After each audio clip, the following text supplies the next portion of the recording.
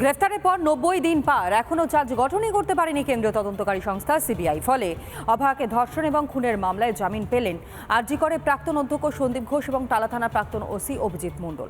কেন চার্জ গঠনে দেরি, এই প্রশ্নই তুলছেন জুনিয়র চিকিৎসকেরা।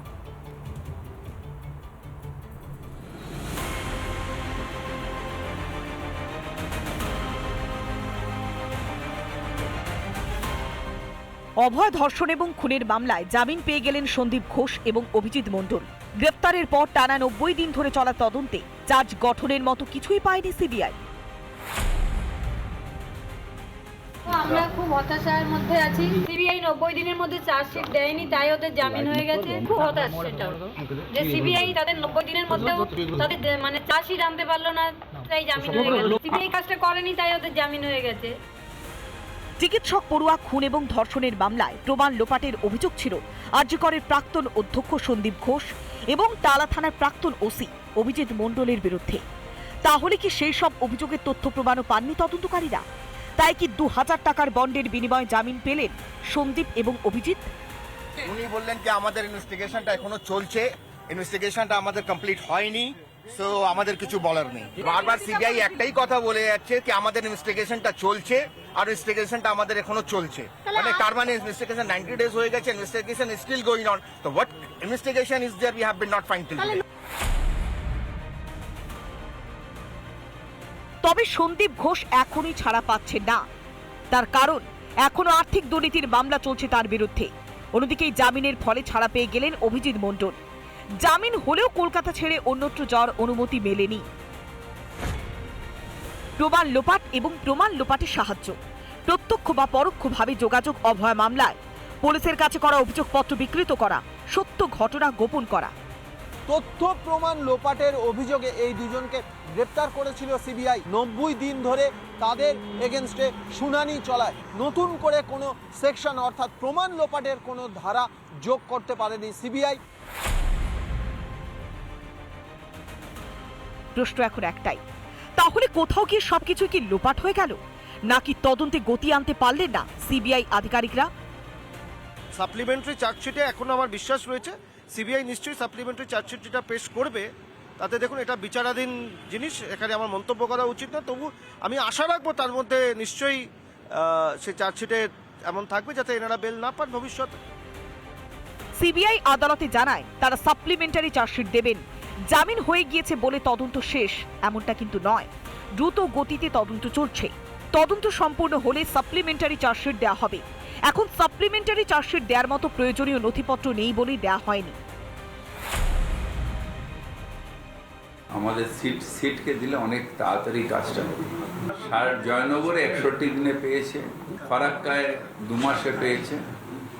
সুতরাং সিট অনেক এফিসিয়েন্টলি কাজ করবে, যেটা মুখ্যমন্ত্রী করে দিয়েছিল। অন্যদিকে যে তথ্য প্রমাণ দরকার তা সিবিআই জোগাড় করতে পারেনি, এমনটাই সিবিআই সূত্রে জানা গিয়েছে। আর সেই কারণেই তারা সবথেকে বেশি জোর দিচ্ছিলেন সিসিটিভির ফুটেজের ওপরে। কয়েকদিন আগেই সিবিআইয়ের এক কৌশলী আদালতে জানিয়েছিল তার হাতে একটি 900 ঘন্টার ফুটেজ রয়েছে, সেটাকে ফ্রেম বাই ফ্রেম তাদের দেখতে হচ্ছে। তার জন্য পর্যাপ্ত সময়ের প্রয়োজন রয়েছে। সৈকত পালের রিপোর্ট, রিপাবলিক বাংলা। যে দাবি চিকিৎসকেরা তুলছেন এবং পাশাপাশি যে দাবি তোলা হয়েছে সেখানেও শুধু নয়, একই সঙ্গে আপনারা জানেন যে প্রাক্তন শিক্ষামন্ত্রী পার্থ চট্টোপাধ্যায়ের ইডি মামলায় জামিন মঞ্জুর করলো এবার সুপ্রিম কোর্ট। একাধিক শর্ত সাপেক্ষে 1 ফেব্রুয়ারি অর্থাৎ 1 ফেব্রুয়ারির মধ্যে জামিন পেতে পারেন পার্থ। যদিও শর্ত লঙ্ঘিত হলে জামিন বাতিল হতে পারে পার্থর। নিম্ন আদালতে মামলা বিচারাধীন থাকায় এখনই জেল থেকে ছাড়া পাচ্ছেন না প্রাক্তন শিক্ষামন্ত্রী।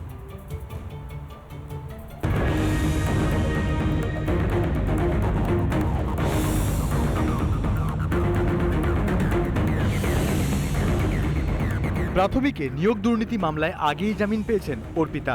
সিবিআইয়ের মামলায় পার্থর জামিনের শুনানি চলছে কলকাতা হাইকোর্টে। এরই মধ্যে ইডি মামলাতে রাজ্যের প্রাক্তন শিক্ষামন্ত্রীর জামিন মঞ্জুর করল সুপ্রিম কোর্ট।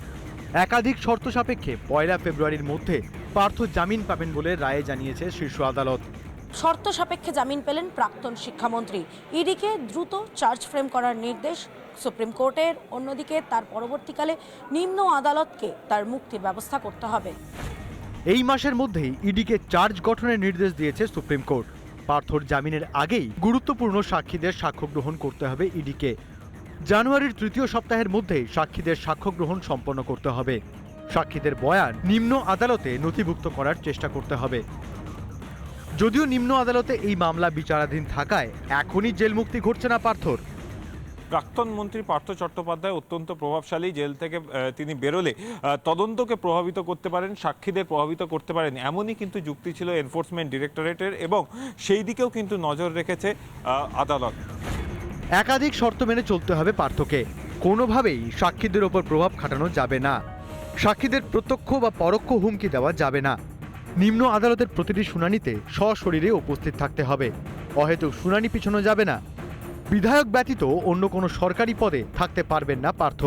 এসব শর্তের অন্যথা হলেই জামিন বাতিল হবে পার্থর। এবং আলটিমেটলি আবার কারুর জয় হয়নি, কারণ আইনের জয় হয়েছে, এবং সেই আইনের জয়ে আলটিমেটলি দুপক্ষের উপরে বেশ কিছু দায়িত্ব পড়তেছে। পার্থর জামিনের খবর আসতেই ফের শুরু রাজনৈতিক আকচে। সিবিআই তদন্তে ভরসা কমছে মানুষের, কটাক্ষ সিপিএমের। তদন্ত চলছে তো চলছে, কোনো কিছু করছি না, এটা একটা রেখে দিলাম কিন্তু কিছু করলাম না। কেস হলো কিন্তু কোনো তদন্ত ঠিকমতো হলো না। তদন্তকারীদের সম্পর্কে মানুষের ধারণা ক্রমশ খারাপ হচ্ছে এবং ভরসা তদন্তকারীদের সম্পর্কে মানুষের কমছে। যদিও এখনো কেন্দ্রীয় তদন্তকারী সংস্থার ওপর আস্থা রাখছে বিজেপি।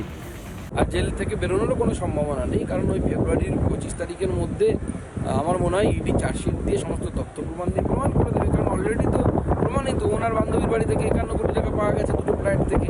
তো বিচার ব্যবস্থার প্রতি আমাদের প্রথম থেকেই বিশ্বাস আছে, আস্থা আছে। তারা যখন মনে করেছেন জামিন হওয়া দরকার তখন জামিন দিয়েছেন, যতদিন মনে করেছেন গ্রেপ্তার করে রাখা উচিত গ্রেপ্তার করেছে। 2022 সালে জুলাই মাসে শিক্ষায় নিয়োগ দুর্নীতি মামলায় পার্থ চট্টোপাধ্যায়কে গ্রেপ্তার করে কেন্দ্রীয় এজেন্সি। তার বান্ধবী অর্পিতার বাড়ি থেকে উদ্ধার হয় 51 কোটি টাকা। তারপর থেকেই ইডি ও সিবিআইয়ের একাধিক মামলায় জেলবন্দি প্রাক্তন শিক্ষামন্ত্রী। রিপাবলিক বাংলা। নানা ধরনের কন্টেন্ট দেখার জন্য লাইক করুন, শেয়ার করুন আমাদের ফেসবুক পেজ, সাবস্ক্রাইব করুন আমাদের ইউটিউব চ্যানেল। পাশাপাশি অন্যান্য ব্রেকিং নিউজের জন্য অবশ্যই চোখ রাখুন রিপাবলিক বাংলায়।